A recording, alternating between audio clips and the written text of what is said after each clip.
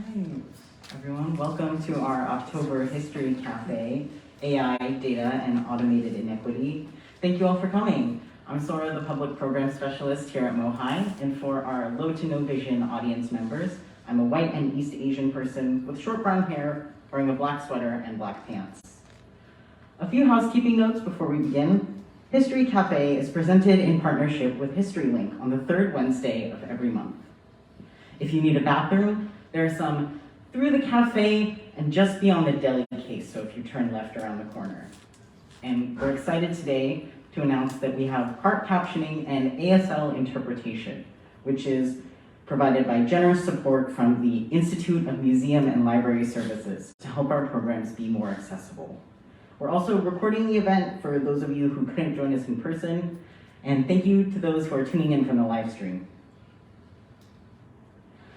Today, we'll talk about technology and its impacts on marginalized people, alongside community-led organizing for equitable technology. To that end, it's important to acknowledge whose land we're on and ground in physical space. I want to acknowledge that here at MOHAI, we're on the historic and contemporary lands of the Duwamish, Suquamish, Muckleshoot, and all Coast Salish people. Historically, Native communities were forcibly removed from this city, but today we honor their continued endurance with deep respect and gratitude for their unbroken stewardship of this place. We encourage you all to learn more about whose land you're on, whether that's at home or wherever you visit. Tonight, we'll first learn from Shankar Narayan, an advocate, attorney, changemaker for fair, accountable, and community-centric technology. After his presentation, Shankar will lead a panel discussion with attorney Jevan Hutson and State Senator Yasmin Trudeau. So please give Shankar a warm welcome.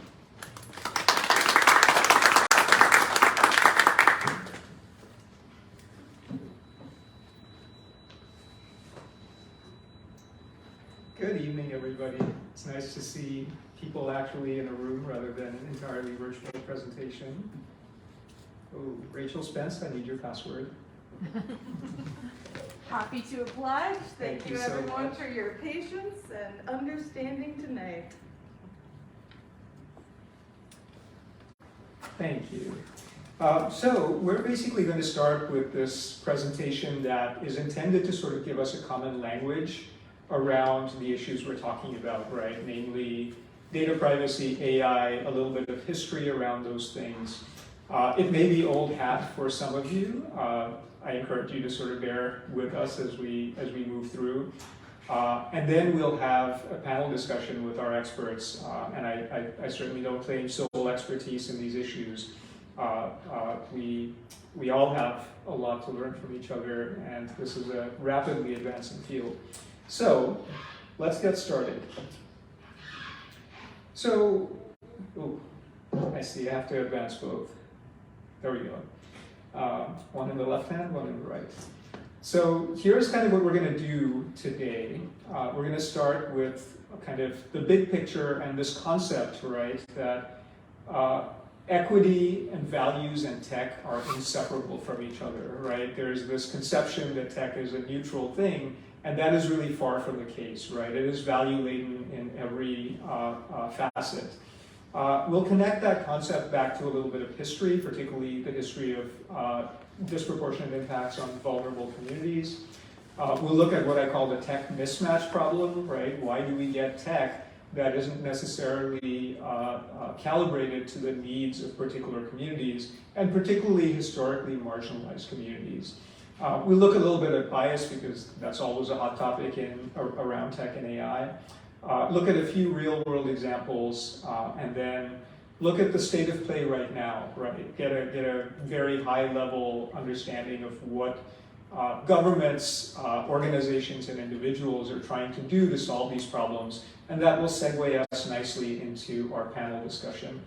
I'm going to move through these slides fairly quickly. You'll notice I actually skip over a few because this presentation actually could last an hour. I'm going to do it in 30 to 35 minutes, so bear with me. And as always, there is space for audience questions. So if you have questions as I go through this, please write them down or keep them in mind, and you'll have a chance to ask them when we get to that section. So here's what we often see, right, as the narrative, right? That we have all these broken systems and tech is going to come in and sort of fix them, right? It's going to come in and fix policing, for example, if we layer body cameras over our policing systems. And the reality of it is that it's not really been that way, right? Tech has not necessarily fixed our underlying systems. In fact, it's actually ended up exacerbating the inequities in our existing systems. And the basic thing I think to understand from this slide is that tech is really a set of value choices, right? Choices made by human beings. Because there is no single scientifically valid way, right, a neutral way to create technology, it essentially means that people have to make choices about how you calibrate a particular AI tool, say, and who wins and loses based on those choices. And then, of course, apart from what's happening inside the tech and how we build it, there's a world around the tech, right, which, as we well know, is a world that has a lot of structural inequity in it. In other words, systems of privilege that exist within all of our different sectors, right? So education, healthcare, policing, media, law, et cetera, when you look at all of these case studies, you find, in fact, that there is inequity in all of them, and that's where this tech is going. When you sum this all up, it essentially means that technologies impact communities differently, right? Because the power structure around technology really matters. And what you get is tech that's sort of created and deployed without necessarily the voices of those most impacted being at the table as true partners and stakeholders with power. Which leads to the basic question that I think underlies this whole panel, right? Can we even achieve fairness, accountability, and transparency in these technologies? It seems clear that we can't do that in the way that we're currently building technology. What can we change to get there? And so to sum up this section, right, tech is happening to communities. Communities don't necessarily have agency and fluency to engage with these systems. The institutions and power structures around them may magnify the lack of power of communities. And we often skip over this basic question, right? Why are we doing this? Why and for whom is this technology being built? And when we skip over that question, of course, it's not surprising that the impacts may be unintended. So a little bit of history. Malkia Cyril, who used to be at the Center for Media Justice, has this great quote, right? From colonial times to now, surveillance technologies have been used to separate the citizen from the slave, to protect the citizen from the slave, right? This goes back hundreds of years in this country, right, in terms of surveillance technologies. But you can actually broaden this from surveillance technologies to many other technologies that have served this same function.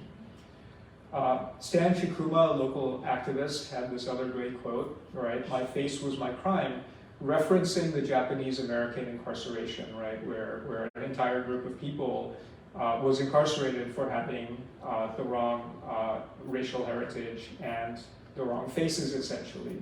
What would a system like that look like today, where we have widespread facial recognition, right? That is extremely difficult to escape from in public places.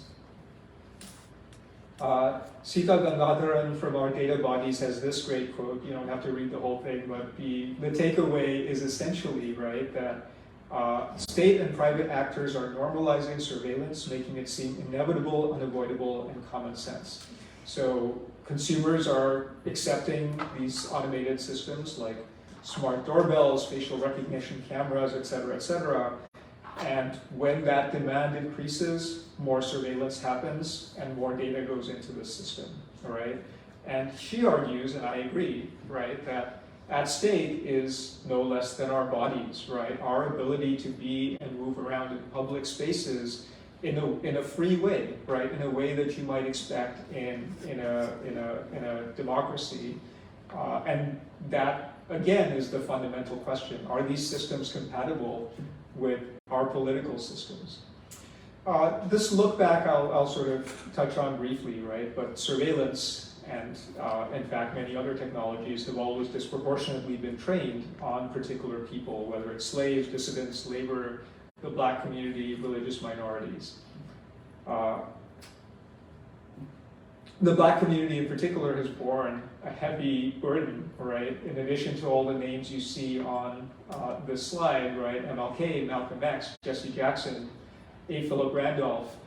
We even saw an article about Aretha Franklin's recent, the uncovering of her dossier, right? And she wasn't even an activist I mean, she was of course an activist, but she wasn't even in these circles in the same way, right? And the technologies of the day were used: infiltration, bugging, photography, even fake letters, right? That the 60s version of fake news was used to really try to break apart this movement. And even the protections that existed at the time were blown through, right? There were supposed to be constitutional protections against this kind of thing, and they were never interpreted to protect these activists. Same thing with religious minorities, right? Whether it's Mormons, Jews, the Moorish Science Temple, or the Muslim community post 9/11, all right, they have been subjected to this kind of disproportionate surveillance. The example of the Muslim community is particularly poignant, right? They used license plate readers that were supposed to be for parking enforcement and stolen vehicles, and used them to surveil mosques, right? People coming to and from mosques.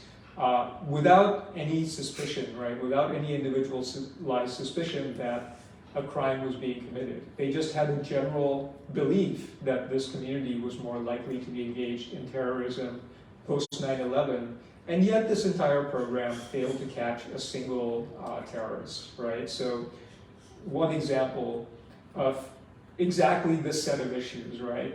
Targeting without suspicion, sometimes lawful, like under the Patriot Act, but often unlawful, right, where the safeguards are blown through. Mission creep, where technologies like license plate readers were adopted for one thing, were used for another. Safeguards failing, right? All of these go to that exact question of power structures around technology. And this stuff is still happening, right? Agencies from DHS to NYPD, police departments in Baltimore, Memphis, and Chicago have used these technologies ranging from social media monitoring systems to spy planes that can view a penny on a sidewalk, right, and tell you what year it was, to predictive policing systems that use historically biased data, right? These things have not gone away. So with that history in mind, let's look at what's happening now and get a sense as well, right, of why any of this stuff really matters. And again, this is trying to get us to a common language around these issues. Data is power, right? In our world, it's certainly hard to argue that. And communities don't really control their data right now, all right? I like to think of this as being a front end and a back end. On the front end, there's data collection, right? Individuals and communities lack agency over their data, which is collected every time you do business, right? When you move around in public spaces, the surveillance tools that I just mentioned. We're giving away our data, sometimes inadvertently, in massive quantities that end up in these dossiers from data brokers that have thousands of data points on each of us that anyone can actually go and buy, right? And in which we end up being scored, right? Like this quote from Danielle Citron says, they score us on our likelihood to develop type 2 diabetes and heart disease, the likelihood we're going to be in a hospital, how long we stay on adult sites and where our sexual interests are, et cetera, right? This is incredibly detailed, granular information. And this data goes to feed algorithms, right? That now have some hand in making virtually all important decisions around us, whether we get credit, whether we get a job, or whether we even get an interview for a job, how we're policed and how our communities are policed, what kind of healthcare we get, right? Algorithms play a role in all of these important decisions. It's worth taking a second to actually deconstruct the term AI, right? Because you hear it a lot and it sounds really smart, smart and people tend to trust it. And I think the takeaway from this slide is it's not necessarily as smart as it sounds, right? In fact, AI is various flavors of pattern finding, right? Depending on the method that you're using to train the system. AI is essentially an algorithm that ingests data, right, and changes itself as it ingests that data. But the key point to remember is correlation is not causation, right? So even if AI correlates eating a certain brand of potato chips with failure to pay back loans, it doesn't mean that if I go and start eating those potato chips that I'm going to be more of a credit risk. And yet, the way this system works, people are put into boxes, right, depending on whose data their data is most like. It's inherently non-individualistic, which means that it can be very problematic in a system which has individual rights, as we are supposed to have here. It's also worth noting, by the way, that AI is trained on, by a massive back end of human labor, right? Actually, labeling data sets is done often by people, right, that work in developing countries and are paid very, very little for doing that critical work to keep the AI infrastructure going. Also worth noting that a number of organizations have actually just stopped using the term AI entirely because of exactly this, right? This tendency. And if you can't see that, this is from XKCD, the webcomic, right? Someone saying, this is your machine learning system. What if the answers are wrong? Just stir the pile till they start looking right. So people have an inherent tendency to trust and actually overtrust AI because they think it's science, right, quote unquote. And yet, when when some of these tools have been opened up to public scrutiny, it turns out that they're not particularly well designed, they're not actually particularly smart. And the industry that surrounds these this technology and produces it actually is incentivized, right, to invest and lift up this narrative of tech optimism, whether or not the evidence actually supports it, right? Move fast and break stuff has been a motto in Silicon Valley for a long time. And often, again, without safeguards, without the evidence needed to support the rollout of the technology, and most importantly, without the presence of stakeholders at the table who will be most impacted by that technology. Worth noting also that big tech has morphed, right? Big tech actually now speaks the language of fairness, accountability, and transparency quite well, but only up to a point, right? You don't necessarily see impacted communities engaged because these are different people building, right, the technologies. The AI industry is quote unquote strikingly homogeneous, right? And those are the folks maybe removed from these communities who define what the problem is that the tech is supposed to solve. There's really not much in the way of public approval processes, after the fact evaluations, and I think for my money, most importantly, there's no opportunity to say no, right? When were we ever asked whether we wanted to get facial recognition, right, in all of these public places that it's being used in? Like, for example, SeaTac Airport, where by default you're going to be facially surveilled when you get on a plane, right? That's being rolled out. And all of this adds up to what I call the tech deployment mismatch, right? It's not necessarily the right problem definition. It's harder to challenge because it's a black box within a tech company. Putting humans in the loop may not work, nor may safeguards, and the bias itself may be unfixable. Ultimately, maybe entrenching structural inequity.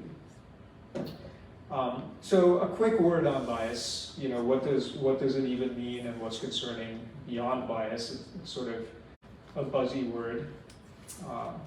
Random order always keeps the audience on their toes. So there are actually dozens of definitions of bias and fairness, right? It's not one particular thing. So I like to, I don't love the term bias, but I like to break it down by where is the inequity actually occurring and what does it look like. So the conception of the tool, I think, is maybe the biggest determinant of the trajectory of a tool out in the world, right? For example, it's a very different exercise to try and build a tool that tells you how likely someone sitting in front of a judge is to reoffend, right? We have those tools, right? There's these risk assessments that do that. But it would be a different exercise to say what interventions would keep this particular individual from reoffending, right?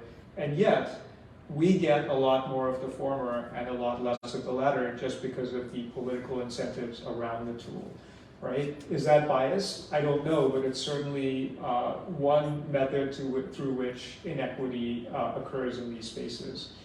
So what questions are we asking the tools to solve? Who makes that decision, right? Is it just the people in the tech company who are homogeneous, or is it a broader swath of the community? Then the design, right? Which data sets should this tool take account of and how heavily should it weigh them? Calibrating that really does determine who wins and loses when the algorithm goes out and does its work in the world. Data sets, right? Probably the most popular conception of bias out there, right? We know that data is really, really difficult. Clean data is extremely difficult to get, all right? Because the data from the real world reflects the existing biases in all of our systems. How do you clean that out so that you can get a technology that doesn't magnify those biases? And of course, as we've discussed, right, the implementation is also within all of these power structures. I highly recommend this study by Laura Moy about police technology. We don't have time to go to it in detail, but she sort of breaks down, right, just the different ways that inequity can happen in the context of a particular technology. In this case, policing technology, predictive policing technology. So one thing that she says is that if you're using racially biased incomplete data to develop predictive algorithms, your algorithm is going to have the same biases. In other words, if you're using historic policing data that reflects hunches, right, over where crime can happen, and that has resulted in decades of over-policing certain neighborhoods, your predictive policing tool is basically going to tell you to go try to find crime in those neighborhoods, and that's exactly what she found. There's also the black box factor, and as we discussed, this idea that you overtrust the AI, right? It's just harder to challenge something that is hidden in an algorithm because, of course, it's very difficult to explain an algorithm. You hear all about explainability, right, in spaces where we talk about AI, but that lack of explainability can also mean a lack of ability to challenge when bias comes up in a tool. It's also worth noting that if you're using another jurisdiction's data and you just pluck that tool out of Chicago, for example, and drop it down in Seattle, it's probably not going to work particularly well, right? You've actually transferred the bias from the data in Chicago into the wrong context in Seattle, and as Laura Moy points out in an article, right, risk assessments suffer from that, right, because they're not properly calibrated to your jurisdiction. And then, this point is also very important, that we're talking about multiple layers of bias that interact with each other, right? So, for example, arrest databases are known to be disproportionate in containing pictures of black and brown people simply because those people are disproportionately targeted for arrest, right? So they will make up more of a proportion of your mugshot database. And if that's what you're using to compare against, to use your facial recognition system, that itself has biases in the way that it recognizes people of color, right? You've actually magnified the inequity and created an even bigger problem. And oversight is an ongoing problem with these tools as well, right? That courts have just not been particularly great at getting on top of and fully understanding the tools. They tend to overtrust procedural safeguards that you might put around these tools. And also, there are legal frameworks like non-disclosure agreements and trade secret that actually make it very difficult to crack open the veil around these technologies and understand them, right? Open them up for scrutiny by experts to determine how they actually work. And ultimately, right, my experience has been that even if you find bias, what do you do about it, right? It's very difficult to calibrate a tool to allow every impacted group to actually win, right? So really what you're doing is creating a process by which you pick winners and losers. And it's also been my experience that when bias is found, it almost never actually results in a tool not being used. So I was on the statewide drone and body camera task forces, right, which were rolled out with great fanfare as solutions, right? For body cameras, they were rolled out as solutions to police violence. There was a counter report from the community groups that were on that task force, and yet, because there were also many vendors and lawmakers with an interest in body cameras for political reasons, the community's objections were run over, and the bill ended up moving forward. And on the private sector side, you know, I have to say I'm not too big on ethics mechanisms, right? There is an alphabet soup of proliferating internal and external ethics boards like Microsoft's Ether and Google's Nighthawk. But you see that these companies continue to pursue major military contracts like JEDI, are selling face surveillance, and haven't even necessarily reached the level of transparency around why they make the decisions they make around those potentially harmful technologies. So there's really a gap between the words and the action. You know, legislative task forces I mentioned, even the Seattle Surveillance Ordinance, which, you know, I was involved in its initial passage and had great hope because it actually required, right, some elevation and light being shown on Seattle's acquisitions of surveillance technology. And yet, you know, I think in terms of shifting real power, we have yet to see that. I think we have, you know, it's been a first step, but there's always a fear that when you have this aura of legitimacy around the process, you actually end up enabling more adoption of these technologies without getting real community power. And that's something I'm sure we'll talk about more on the panel. And you know, I think this sort of chart sort of speaks for itself, but very briefly, right, this actually turns into a cycle where there's data collection that results in disproportionate scrutiny on certain communities that may result in, say, over-policing or denial of benefits, that then results in more arrests or poverty, that then drives these tools that are based on that same data to scrutinize those communities again, right? And you get back to a cycle where the disproportionality is actually amplified over time. So to briefly run through some real-world examples, and we'll have plenty of time for this on the panel as well. So the White House now is considering putting out an AI Bill of Rights, right?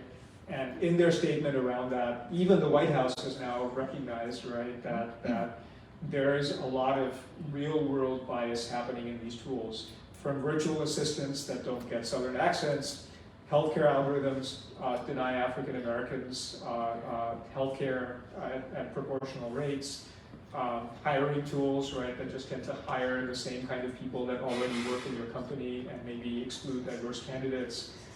Your mortgage may be, your ability to get a mortgage may be correlated with your zip code, which may be correlated with your race, right? Even sentiment analysis, right? AI that ingests from the internet that the words Black, Jew, and gay are in negative terms, right? Those are all just examples of broad problems in this space that, as we've said, right, we've covered plenty of this, right? These go into these inequitable systems. And there is really what we are seeing, I think, is almost like live testing, right? If you did this in a university experiment, you would actually have to go through all of these layers of protocols. But because these are tech companies selling products, they just get to do it, right? So these are all examples of litigation that have happened in the AI space, where student test data was used to fire teachers, There's a lot around the public benefits system that Virginia Eubanks calls the digital poorhouse because of its disproportionate impacts. Whether your children are taken away is partly an algorithmic decision now, right, which is alarming given the history of Black and brown families, children being taken away from them. Even your hours with your disability caseworker, or whether you're convicted of a crime based on an analysis of DNA, forensic analysis of DNA at a crime scene by an algorithm, right? That's not transparent to you.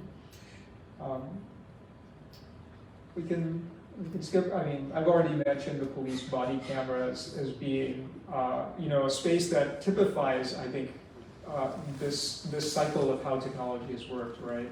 There is a touting of this as a way to reduce police violence. There's no actual follow-up to determine whether it reduces police violence, but actually, my impression has been, and I wrote an article about this some time ago, right, that actually there was little or no reduction of police violence, and in some studies, actually, there was an increase in police violence because they were rarely implemented in a way that was supposed to get to police accountability, right? They were more often implemented as a surveillance system that was supposed to be for AI-based crime detection. And implementing that kind of a system, again, right, asking this question, what are the values around your system, will inevitably result in a camera that is really intended to be turned towards community members rather than the officers that are wearing those cameras. Face surveillance, I'm sure we'll also talk about in the panel, right? It's particularly of concern to many and has been of concern to me as well, just because you can't change your face, right? Images of you are more and more likely to be taken in public. Once they're in a database, they're in a database, right? And companies like Clearview AI, for example, have scraped massive numbers of public images of faces. And after that, right, these images can be used in spaces like policing, education, healthcare, and the workplace. And we still lack meaningful protections around how our face print is used. And these are just more examples of exactly this, right? Whether it's Amazon's Recognition, Microsoft Face, here in Washington, right? Our DOL and also our Employment Security Department have actually rolled out, and in the case of ESD, very recently, fraud prevention systems that are based on face surveillance. Again, without really much public debate or any public debate in the case of ESD. So widespread use, which can be disturbing, again, right, because there are all these problems with these systems, right? The inaccuracy of the systems, particularly around race and gender, is now fairly well documented. And also, for particular intersections of people, it gets even worse, right? So Black women, for example, or gender non-conforming people of color, right? Those categories, these tools perform even worse on. The training databases are deeply problematic. Actually, Microsoft and Amazon have been sued over the fact that they have simply scraped images without people's consent to train these databases. And these tools can be misused, right? There's well-documented evidence around police agencies using very poor images like hand sketches being put into face surveillance systems, for example. Very, very unlikely that will yield an accurate result, and yet, because there's so much over-trusting of these systems, they are being used, right, to affect the real-world consequences of policing. And then affect recognition on top of these systems is even more scary, right? Tools that purport to determine your mood, right, whether you're happy or angry, even your propensity towards criminality or terrorism, right? There are systems being sold right now that purport to do just that, but of course the underlying science is not there, right? And it connects back to a really long and dark history of trying to connect physiognomy, right, your physical characteristics to these kinds of propensities. In the scientific world, we debunked those theories a long time ago, but again, because it's an AI-based tool, people tend to have more trust in it. So we've talked about data policing, big data policing. I won't spend much time on these criminal justice examples, except to say, right, that at every level of this system, there has been bias. This is an example of that predictive sentencing system where the Wisconsin Supreme Court actually said that this black box system that was giving a black defendant a longer sentence than a similarly situated white defendant didn't violate due process. Why? Because we're going to give the judge a checklist, right, to hope that the judge will actually discount the results of the predictive sentencing tool, even though we know all of the judge's incentives are not to go against the machine, but to support it, right, because it's political cover for the judge's decision making. So complex interaction between the human elements of this system and the bias within the tool itself. Goes into the criminal and into the immigration system. Worth noting that smart cities as well, right, are surveillance cities.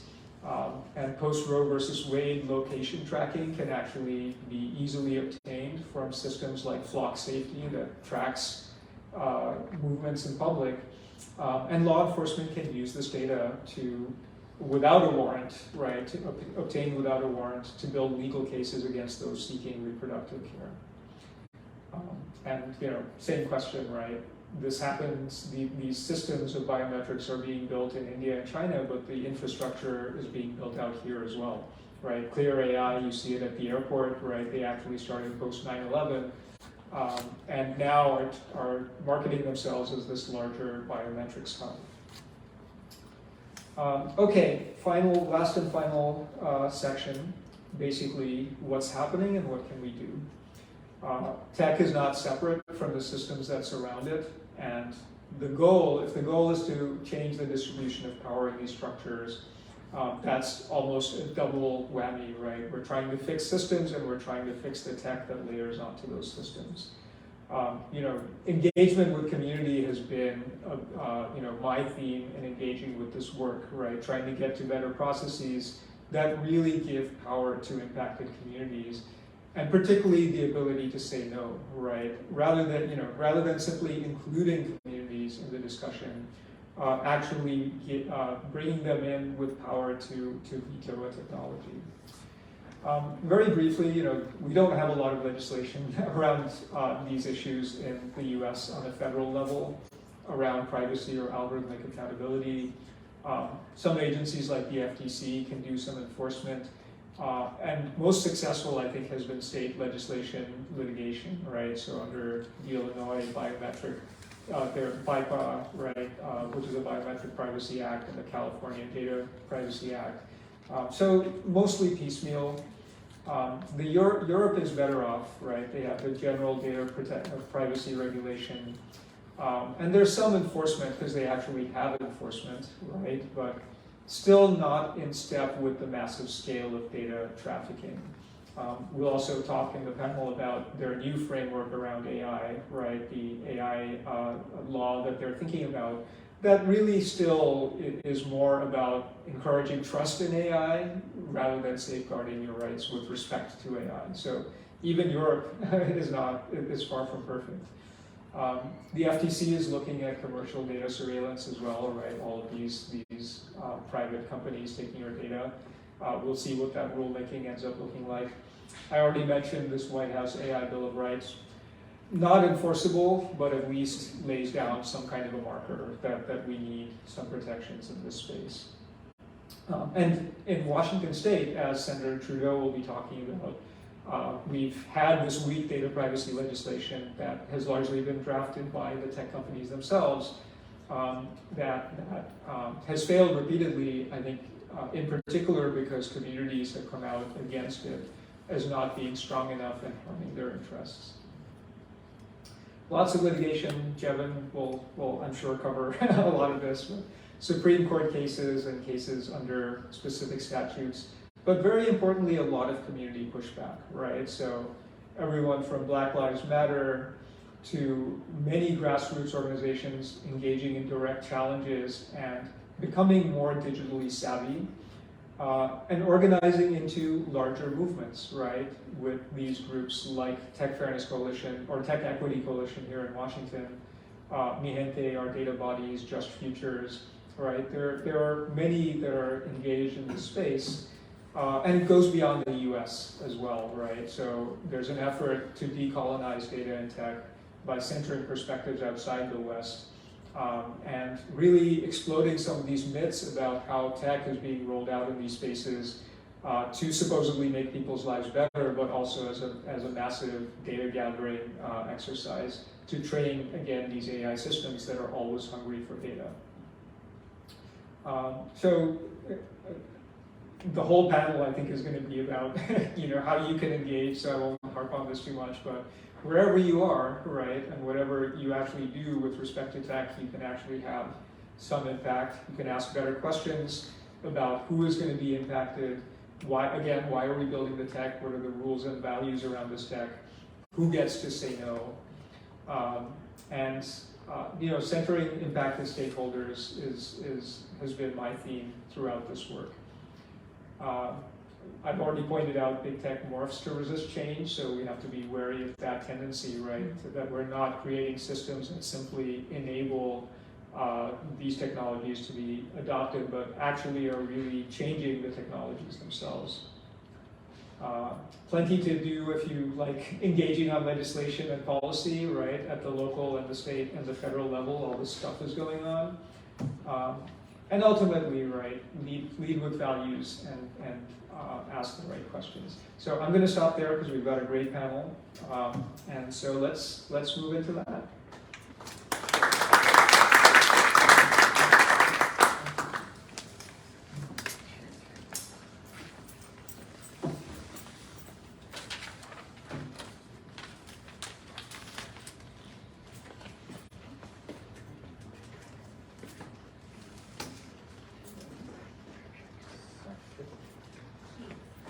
Let me know how that is with the projector. You want to take the center? This is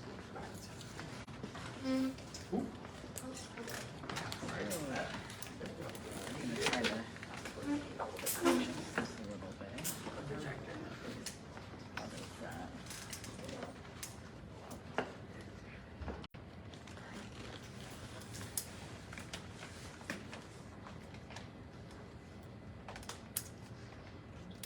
So, as soon as I figure out this microphone, we'll be on our way.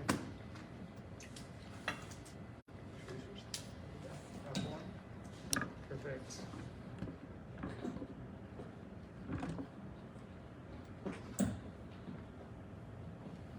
Can you all hear me? All right, excellent. Let's get into it, folks. So we'll have time for both Senator Trudeau and Jevan to introduce themselves and give an opening statement about their particular areas of expertise, and then we'll do a little bit of round-robin questioning that I'll moderate, and have time for audience questions as well, and I'm sure you've got plenty. So let's start with Senator Trudeau. Please go ahead, Senator. Awesome. Thank you so much, Shankar, and everyone that's here today. I would actually love to be with you in person, but I have a 3.5-month-old that hates the car. So I just appreciate everyone's grace and moving forward. My name is Yasmin Trudeau. I use she, her pronouns. I identify as a mixed race South Asian American. I have light brown skin, shoulder length brown hair, and a blue sweater on. I serve the 27th Legislative District, which is large parts of Tacoma. Now with redistricting, it includes Dash Point and Fife, and I was unanimously appointed to the State Senate in November of 2021. But I come from a very atypical background to becoming a legislator, and I want to talk a little bit about that before I tell you about my professional background, because I think it really feeds into why this is such an area of passion for me, and I felt it felt incredibly meaningful to be able to engage in my professional role, even prior to joining as a state senator or joining the Senate as a senator. So, I use my lived experience. I started to talk about my lived experience and my professional experience in inspiring me to run for office.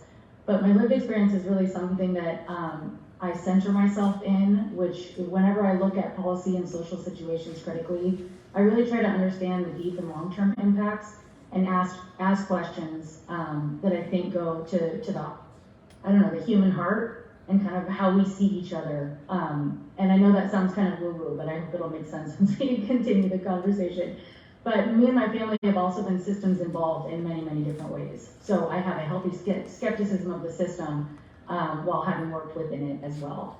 So I think about the ways that issues impact historically disadvantaged and purposely excluded communities, because frankly, I grew up in poverty, and as a first-generation immigrant with a dark-skinned mother that never learned to read or write, these background differences mean that I have observed the way that systems and just social situations impact people differently depending on the skills and resources that they may have had the opportunity to attain.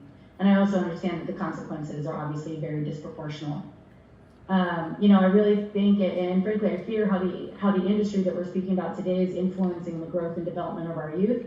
That comes from being a parent of small children, and having a 15-year-old brother that has cognitive disabilities, and no surprise to anyone in the room, loves the internet and apps like TikTok, but has a very limited understanding about his own vulnerabilities, but also, is really no match for sort of the insidious underbelly of marketing and tech addiction. So I think about those things stuff like that keeps me up at night. I'm the first woman of color to represent this district, which, if you know Tacoma, should be it is a shock to me, although not a shock when you really think about it. I'm the first Bengali and Muslim American in our state Senate. And, the thing I mentioned about the district is because an area like Tacoma, as many diverse places are, there's a tale of two Tacomas. And I come from the part of Tacoma that is not necessarily tapped to run for office. So I sort of snuck my way in into doing this work in a lot of ways, although I didn't know until October of last year that I would seek an office. I really enjoyed being able to just push for really good people that were working in politics, and then it came out that I could really be my authentic self in the district in which I live and have grown up in, and so I took that opportunity. But this makes me feel honored to engage, but I also want to say it also is a deep and heavy responsibility, right, to make sure that I'm serving all my community members by recognizing that in order to do that, and in order to really push for equity, I have to lift up voices that have been ignored, because equity is about leveling the playing field, and that has to really be done with intention. So that's kind of what I bring into this space, just on in a personal way. I currently serve as vice chair of the Law and Justice Committee, which is the Senate's Public Safety Committee. I serve on the Housing Committee, and I serve on Human Services. Obviously, all three of those things are very interconnected and impact the same populations that I talked about that me and my family are from. And also go to some of the pieces in Shankar's presentation, right, in terms of AI, in terms of data privacy, law enforcement use of these issues. I think Shankar touched on a number of points, and I'm really happy that he did, because that's that systems involvement, really understanding these impacts. Prior to this role, actually, I was the legislative director for the Washington State Attorney General's office. So I represented the priorities, thank you, of our state's Attorney General, Bob Ferguson. And I'll talk a little bit about that, how proud I was to work for him in battling the particular bill that Shankar mentioned. We'll go into that a little bit more, I'm sure, in the panel discussion. But I want to tell you all a story that might help bring it home on why I decided to work in public policy at all, which is, the systems involvement led me to law school because I'm an inquisitive person, and I really wanted to understand why and how the things that happened in my family, like how did the law really impact and interact with that. But it was in a con law class where there were a whole bunch of, mostly white, mostly from pretty affluent backgrounds, younger people for the most part, that were really debating about they were on the side of the debate that the law was essentially neutral, and it was the lawyer's role or the advocate's role to then use that for their client. And I just found that to be ridiculous. I just found it to be totally ridiculous. And they said, well, who the heck writes this stuff? And next thing you know, I was connected to a legislator that was running for office, and I figured it out, and it explained a lot. So much. As you can tell, I skew the age and the perspective in a very strong direction comparatively for the rest of my caucus members, with all due respect to my colleagues. But anyway, so I spent 3 years on the front lines of the data privacy bill, the 3 of the longest sessions. This wasn't even an issue that was on our my radar actually prior to 2019 when it was introduced. And I probably spent, even when I was running about 11 different bills, I spent the majority of my efforts battling and killing ultimately the data privacy bill out of the Senate. So I'll just stop there and just, I thank you so much, for having me, and I really look forward to this discussion. Thank you so much, Senator. That's much appreciated, and we will certainly get more into the data privacy bill, because that was a big fight that was critical in Washington. But let's go to Jevan to introduce yourself and your issues as well. Hi all, my name is Jevan Hutson, for those who are here in the room and for those who are here online. I am currently wearing a blue jacket with a black undershirt, black pants, white male, black hair. I approach this work from a few different perspectives. Obviously here today is an attorney, as a practitioner who practices both data privacy and data security law, as well as AI policy and AI law, and sort of all of the incumbent risks sort of around that space. I approach this space as an academic. I actively write in this space with respect to consumer protection and AI. I also approach this as a queer person, as a person living with HIV, bound up in systems where we defy categories, and also bound up in other forms of state surveillance. I think for my opening here, I really wanted to talk about sort of two things. One that sort of keeps me up at night, and another that's given me a little bit of hope as we approach some of these issues. The first one, I want to look back to one of the slides that Shankar had with the fist that said data is power. And alongside data, categories have power, right? The categories that data allows us to be placed into, and the types of incumbent hierarchies that can be made from that data. An area of my research sort of focuses on what I would call human-centered computer vision. Effectively, when a computer is trying to look at a human, attempt to evaluate a human, scan a human face, scan a human body, collect data, and make particular decisions about that human, right? We might scan me to attempt to make a determination about what I'm wearing, my gender, my thoughts, my race. And this sort of initially started out of work, here in the legislature around facial recognition and facial surveillance, which already presented enormous concerns with respect to civil rights and civil liberties, as well as issues of bias against communities of color or those who are disabled and gender non-conforming communities. And alongside these technologies, which have already raised all these concerns, are a whole suite of other technologies that attempt to predict and otherwise categorize humans, right? We can think these in terms of gender recognition, voice recognition, emotion recognition, and other systems that purport to really determine these internal characteristics, like how cultured a person is, whether someone is likely to be good at a job. And all of these are being leveraged by major technology companies, major vendors, major banks like Goldman Sachs to make decisions about whether to hire someone.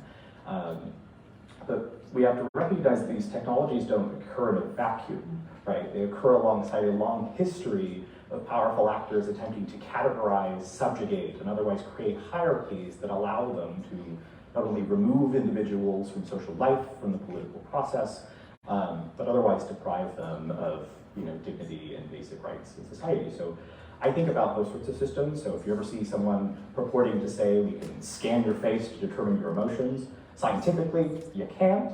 But I think more importantly, it's less about whether the system works or doesn't work, but whether we should be doing this at all. Should we be scanning people's faces and making determinations about their future social outcomes, what they're thinking? As both a practitioner, as a person, and as an academic, I answer in the negative, that frankly these are fundamentally moral acts. The choice to scan an individual's face to make a determination about whether they're cultured, whether they're going to be good at a job, whether they're likely to be a criminal, that's fundamentally unethical, immoral, but also reify histories of both phrenology, physiognomy that were actively used to subjugate minority populations here in Europe and around the world. And on side of that sort of concern around categories, sort of the other sort of concern I have here and alluded to before is that queer people, trans people, gender non-conforming folks, many of us defy categories. We sit outside of gender, right? Individuals who are mixed race might sit outside of particular archetypes or stereotypes that a system might optimize for. And in some ways, it's great, right? The systems aren't going to recognize us. We sit outside of the computerized binary. We're not going to be recognized by the system, which in some ways can be liberating. But at the same time, to be bound up in these systems, to be marked as incongruent, as suspicious, or not fitting into a particular category, can label one for state action, right? Whether that means a police car being sent to the house because ShotSpotter, a particular technology that the Seattle Mayor is currently considering installing in the city that makes determinations about whether a gun was shot, right? But when individuals are sort of caught up in these categories, not only can they be exposed to downstream corporate and state violence, but are also just exposed to other layers of both representational, dignitary, and other forms of economic harms. So those are sort of two areas of things I think about that sort of concern me, both in terms of physiognomic systems and just generally how we think about sort of queerness and automation and systems that attempt to automate for what I would think a very narrow-minded view of what the human experience ultimately entails. But lastly, sort of an area that gives me hope, another area that I've been doing some academic work and I'm following sort of the policy space, is an area what I would call algorithmic disgorgement, which is like two very long words that many of you might know what disgorgement entails. So if, say, you're running a company and you defraud a lot of people here in Washington State, and the Consumer Protection Bureau of the Attorney General's Office of Washington is to successfully sort of take down your fraud business, and they want to take back that money that you defraud customers, so either give it back or give it to organizations being helped. That's a form of disgorgement. Now, as Shankar sort of spoke to, the Federal Trade Commission, one of our chief regulators here at the federal level with respect to AI, data privacy, and data security, has sort of invented this new sort of legal remedy that I refer to as algorithmic disgorgement. That when a company, say, collects data illegally, say in violation of the Children Online Privacy Protection Act, or maybe they collect data deceptively, right? That they collected your data to build an algorithm that they did not tell you about.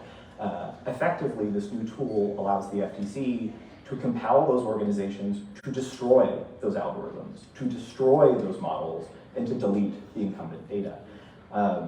Which is exciting for me. Obviously I'm a consumer protection and privacy attorney, so I like to nerd out a little bit about the intricacies of consumer protection enforcement at the federal level. But what I think what gives me excitement is beyond just the nerdiness and the nicheness of policy, but seeing government action to destroy an algorithm. As sort of Shankar pointed to, we want to be able to say no, and that requires significant action to not only deprecate, but quite literally destroy technical systems so that individuals have the chance to say no.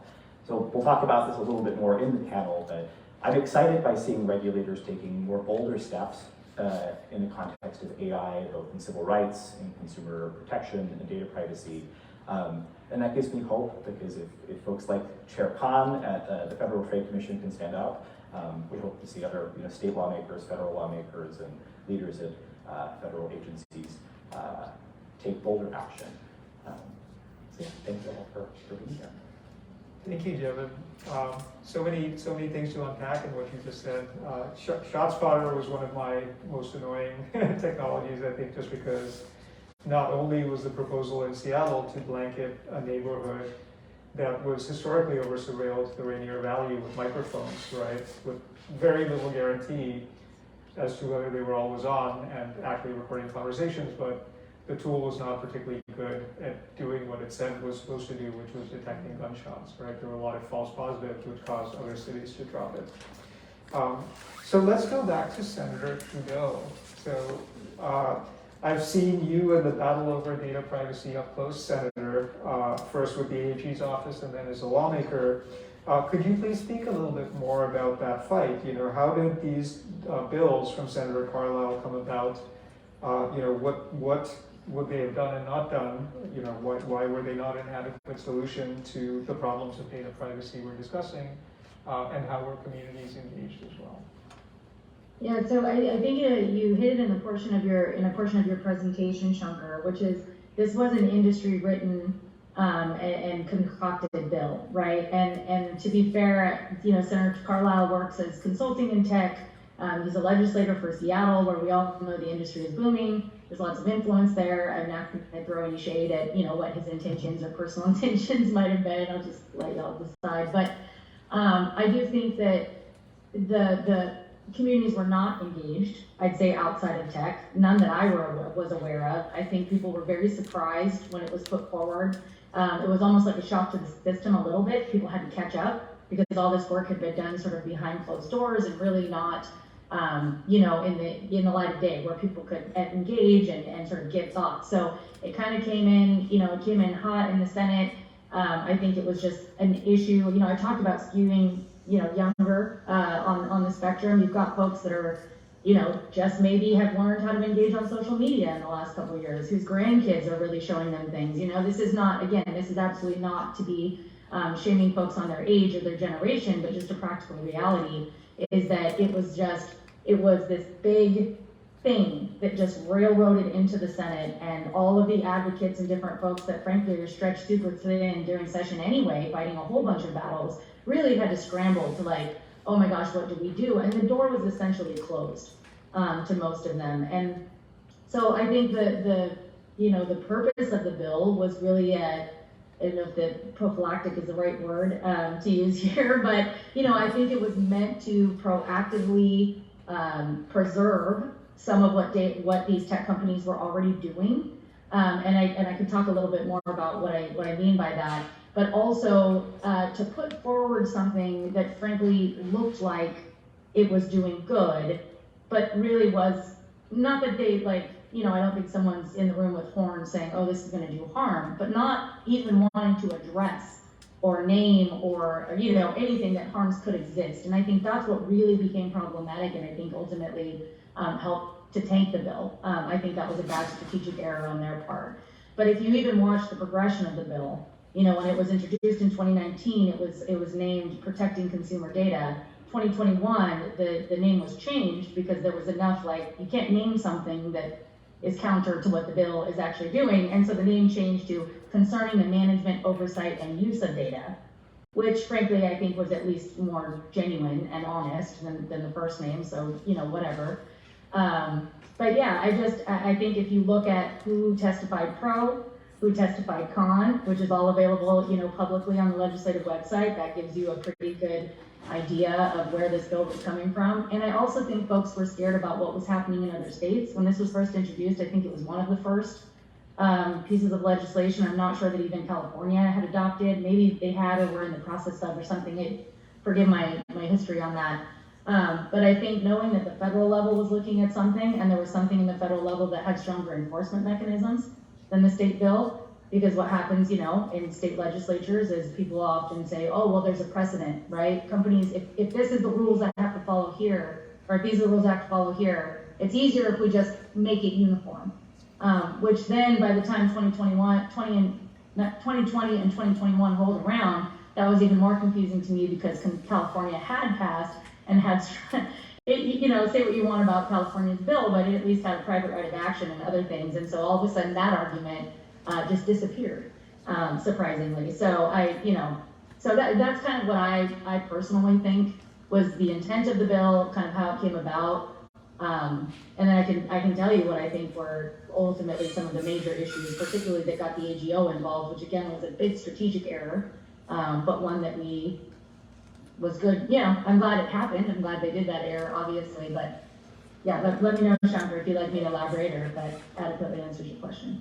Well, why don't we go back to Jevan for a minute, and then we can come back to data privacy. But we've got a sense of some of the legislative battles, and of course Washington, as the senator mentioned, was one initial battleground for similar bills that have popped up in a lot of other states, right? That sort of look like they're doing something without actually giving meaningful enforceable rights.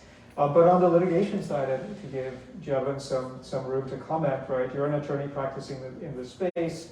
We've seen a rash of lawsuits against big tech in the past few years.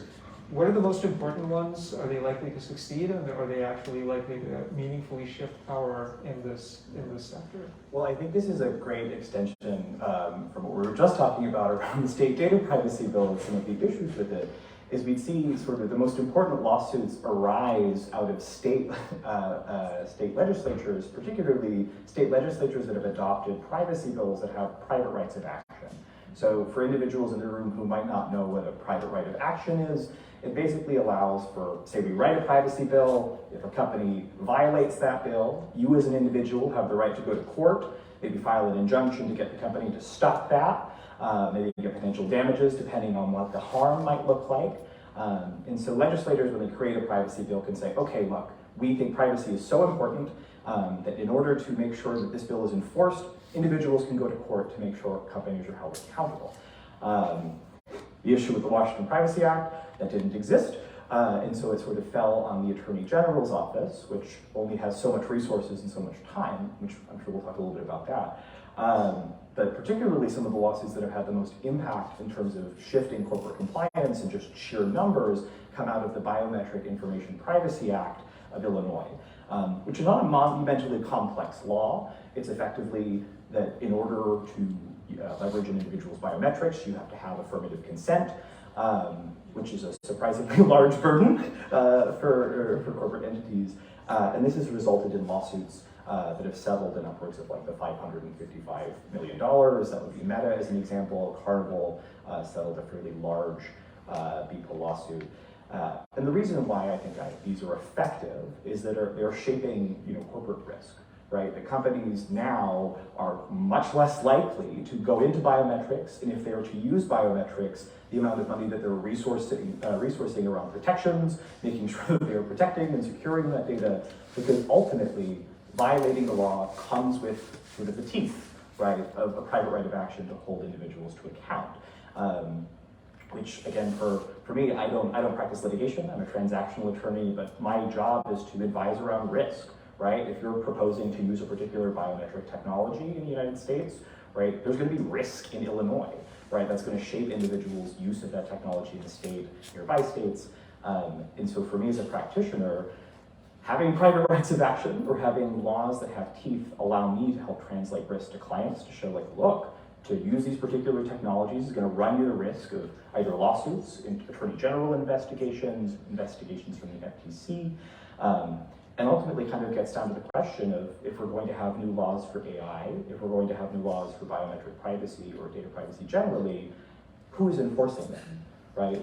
Are people able to enforce them? And if we're going to rely on an attorney general's office, are we tripling their budget so that they can actually afford to do so? Okay. Unfortunately, we even see this in California, where we have omnibus privacy legislation, but enforcement of that legislation is lacking, simply because attorney general's offices are not just doing consumer protection, they're doing civil rights, they're doing criminal law, they're doing a host of things that are desperately needed, both with AG Bonta and AG Ferguson. But when we sort of take privacy laws and just say, the AG is going to handle it, ultimately, I think as consumers and as individuals, these sort of harms go unnoticed, right? Because only the large investigations are going to happen. Sort of smaller incidents or smaller violations that might happen to us individually might not take up enough amount of weight, per se, to make the top 2 investigations of the year of a particular sort of AG. So I'd say, to answer your question, BPA lawsuits I think are some of the most impactful. And then second of all, and I touched this before, is really around FTC actions.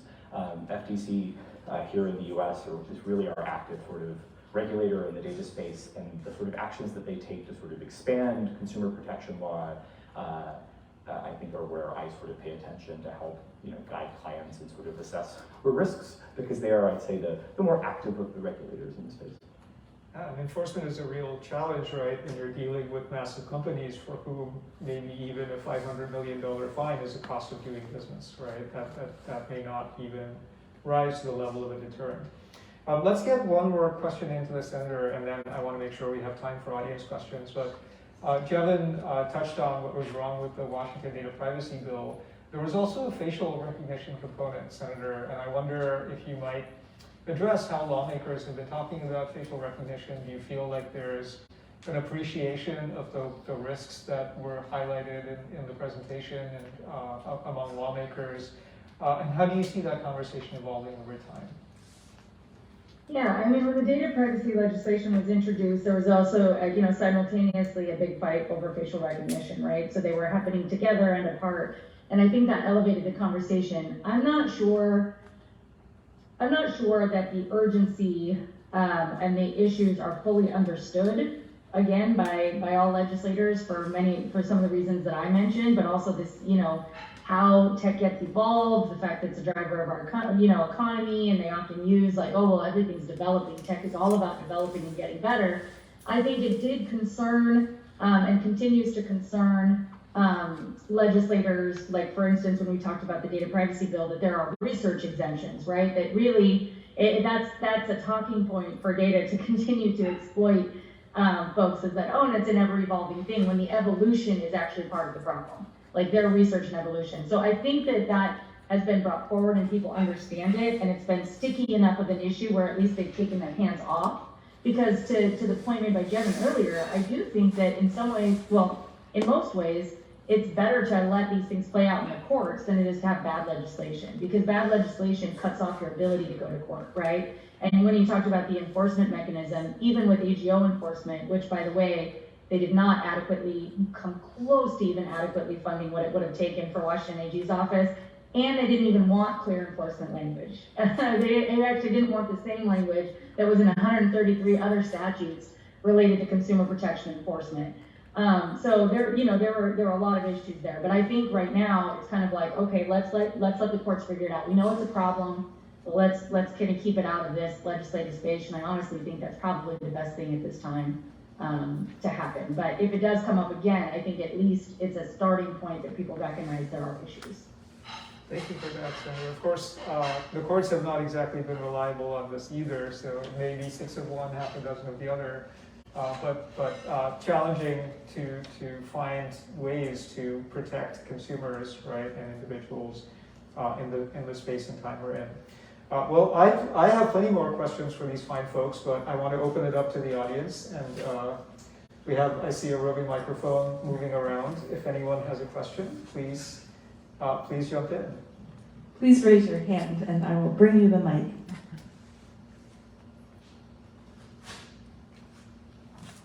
I'd like to zoom out a little bit on this question. There's a lot of discussion in this country about complex issues of equity. We talk about AI, we talk about immigration, these are very contentious issues. And I think a recurring theme in the discussion today is that we are limited in what we can change in this country because of underlying issues with basic systems. No one in this room, few people in this country will argue that capitalism was built based on equity. Senator Trudeau makes the point that democracy is not a system well known for equitable representation. Even the ancient Greeks understood that democracy was not, a voting model was not a system for good representation. And yet, there's very little discussion, this is my question, very little discussion in this country about how can we implement and develop systems to replace capitalism and democracy. Why do you think we spend so much time talking about contentious issues instead of core issues where, in my experience, far left, far right agree? Thank you for that. So maybe let's go to the senator first and then go to Jevan on that. Well, it was a question that goes right to my heart. I struggle with this all the time as somebody, like I said, who's observed the systems that have failed us and continues to work in these systems. It is often feels like I'm just banging my head against the wall a lot of the time. I will answer this the best I can. I think that when you have legislators that have, just look at how laws are made. Look at how the systems are sort of upheld, right? You have people that are there for a short time. I think all of us sort of have our own interests, have our things that we understand. It becomes completely overwhelming to think about taking on, just taking it all on. I mean, I'll tell you, within the Senate, I'm like, oh my God, are you kidding me? They're doing that over there. And then I'm like, so you just almost can't keep up with all the things, and you have to be able to focus on something to provide meaningful change. But I think if there was ever an opportunity to collectively come together and really think about how to do that, I think it could work. But we have a system where, again, you have individuals who are serving terms, who are then beholden to, you know, political interests and staying in that role, and then maybe they're there for a short time, maybe they go on to something else. And I don't think that we've ever had the collective, the societal collective gathering to be able to talk about the way that our systems are ultimately broken.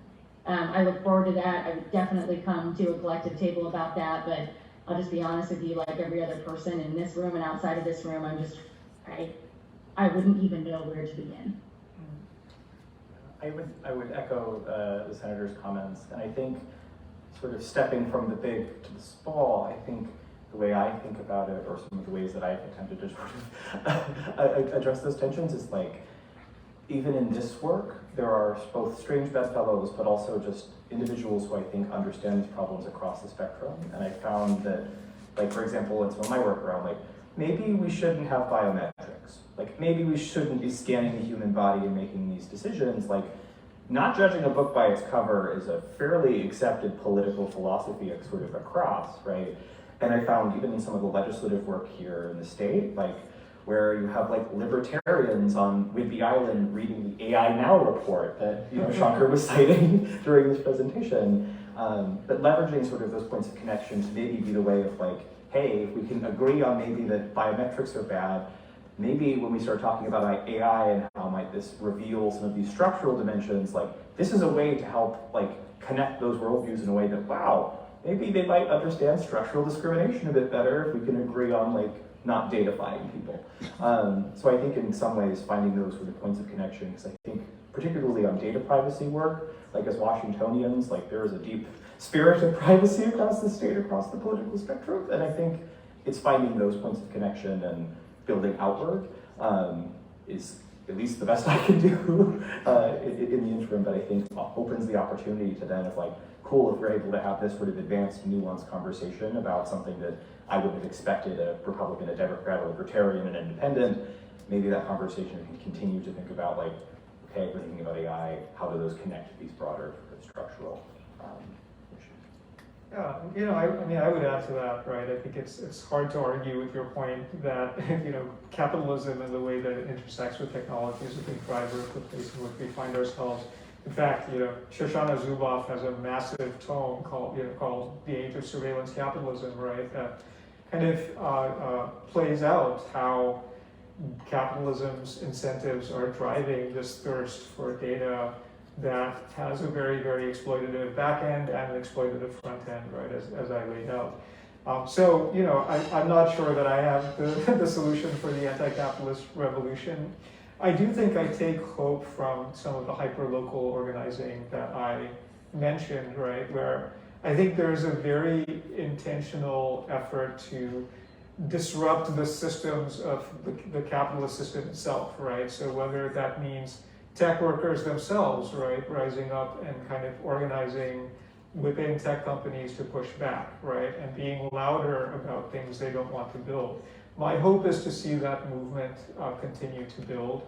The same goes for labor movements in other countries that support the back end that I mentioned, right, without which AI cannot really exist, right, that there's a whole shadow economy of cheap labor that's essentially creating these AI systems, and when those workers really start to organize, you see perhaps some possibility of change. And there are a lot of those movements, right? And so my hope is that over time they build and they connect together in some way that changes the power equation. And that's largely the work that I'm trying to do myself in this country. Other audience questions, folks?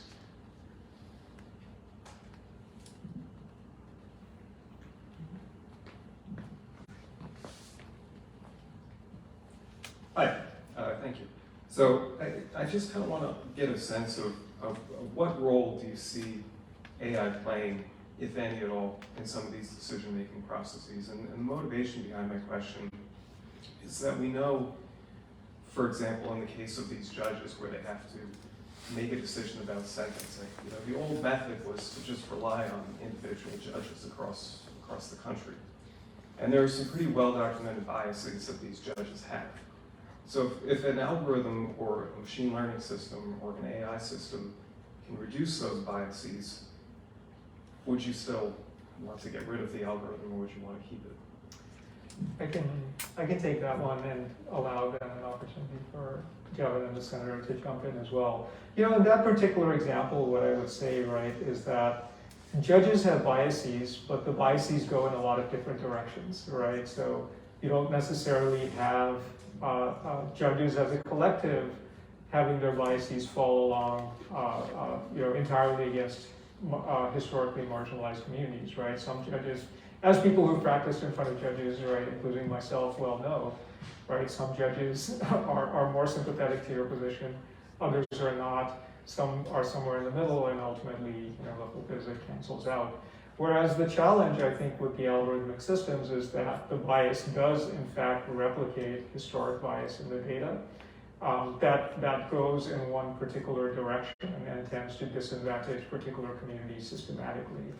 The other thing is really just about the political incentives that I mentioned, right? There's really very little incentive for a judge with a tool like this to depart from the recommendation of the algorithm. Just as we saw, right? In some ways, it's actually a form of what we've seen before with the sentencing guidelines, right, in Washington State and elsewhere, where they almost gave political cover to judges to make particular kinds of decisions rather than depart upwards or downwards, because that in fact required them to come up with an explanation and have a little bit more of a political cost. So it's really about the interaction between these systems and the algorithms, and I do, personally, I don't think we've actually come up with a system that is less biased than the judges, and I question whether we even can, given just how difficult it is to take real-world data and try to turn it into these systems, right? On top of that, there's capitalism, right? So when the North Point Compass example that I was talking about occurred, right? It was fairly clear, sort of deconstructing what was going on, that there was in fact a systematic bias in the tool. And what ended up happening is Compass North Point said, well, you're really just looking at the wrong kind of bias, right? By one measure of bias, we are actually a totally unbiased tool. You just are looking at the wrong measure of bias. And that becomes a very difficult debate for general members of the public to engage in, right? Who's going to try to deconstruct how these tools actually work in order to get to fairness and transparency in our justice system, which really is a value of ours, right? It should be something we strive towards. And if the company itself is not able to explain clearly, right, why a system is making the decisions it is, there's very little chance that the public is actually going to understand it at the end of the day. So my answer is there'd be a lot of convincing for me. Jevan and Senator Trudeau, anything to add to? I think I'd answer it in two ways. First, even in the instance where we think of the judge's bias, having the human actor, being able to hold the human actor to account for better or worse has its role. And I think bigger picture, whether it's a judge or in one of the cases that we talked about, say maybe a benefits algorithm for determining home care hours, the issue with many of these systems is, we have folks who invent this new technology who have zero domain expertise, right? Who've never worked in maybe providing care for the elderly or been involved in health and human services in that state, but who might have invented an algorithm that with the right amount of data can optimize and make something very efficient. Similar to the judge example is these technologies are created devoid of the years of both professional experience, expertise that go into niche fields, right? Whether those are nurse practitioners or in-home care workers who might not have been involved in that development process. But that's why you see things like what happened, was that Idaho or Kansas, but you had a home benefit algorithm just drop massively. So folks with disabilities not getting home care hours, but of course a developer sort of outside of that context is not able to capture that nuance and otherwise understand it. So back to sort of your judge question, right? Judges are biased, right? But they are bound up in larger institutions and processes that they have to be held account to, again, for better or worse. And sort of just throw an AI in there, devoid of that context, devoid of that nuance, even if it is, say, unbiased onto a particular axis, still will deprive us of both necessary accountability, but also domain expertise that sort of AI sits outside of. Senator?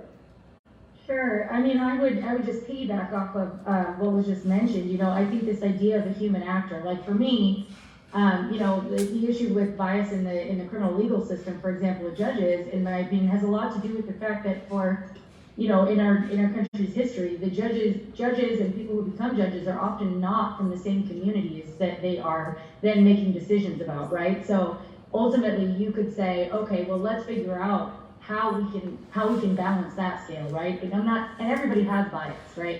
Everybody has bias. But I think people often think that, oh, bias is a terrible thing from a human place. And actually, I don't think it always is. I think it allows you, it also is sometimes perspective. It's willingness to understand the totality of someone's life, right? You do see that when you bring folks from the communities that they're serving, like to interact with the communities they're serving, not always, but a lot of the time there's an opportunity to do better. I think with AI, there's not that opportunity. To the points that were just made, you know, it is a static function, and I think most people think of things that are static functions or robots as almost like they would be, it's harder to challenge them, it's harder to understand, it's harder to inquire. So I think for me, if we're gonna look at, you know, biases with judges, we ought to be thinking about how it is that we remove barriers for people in certain communities to attain the level of a judgeship. We often don't even have defense attorneys that go in, you know, it's normally prosecuting attorneys, so it's the system feeding into the system, as opposed to even folks that work with the populations that are being served in our courtrooms. So that's the way I like to think about it. You can't do that with AI. Yeah, and in fact, you know, I think one last point to add to that is, we don't know what we lose when we replace the human until we actually replace them, right? So in the case of Idaho's disability system, right, it turned out, you know, the judge actually ordered the state to make changes to their system. And it turned out that actually the best, you know, what they found to be the best way to actually do it was to simply collect particular, more nuanced kinds of data, right, that actually improved service delivery in ways that the algorithm just couldn't properly replicate. That goes to things like child protective services as well, right? Like this big, you know, I was involved in a long article that had research around child protective services, and what they didn't realize when they replaced caseworkers with an algorithm was that those caseworkers are actually often Black and brown people who came from the same communities as the people that they were, you know, that many of them were talking to. And actually were able to gather data in ways that led to better outcomes that just all went away, right, when they attempted to replace that caseworker, who of course the caseworker sort of has an algorithm too, right? They've got a checklist of things that they have to go through, but they were able to add nuance to the data collection, right, by asking follow-up questions that the AI just doesn't take account of. And in fact, ultimately, I think Idaho found out that I think they ultimately actually ended up just getting rid of their system, right? Because they found a more efficient way to do it with humans involved. And folks, we're at time. I don't know if there are any final burning questions from the audience. We can take one more, and then we'll wrap it up.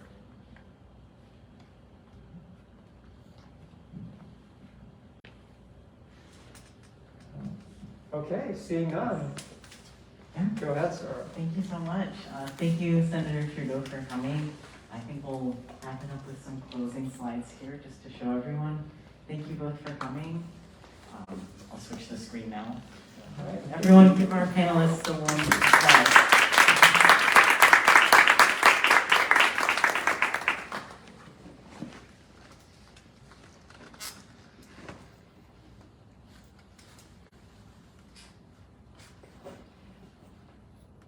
Yeah. Going back over to, sorry.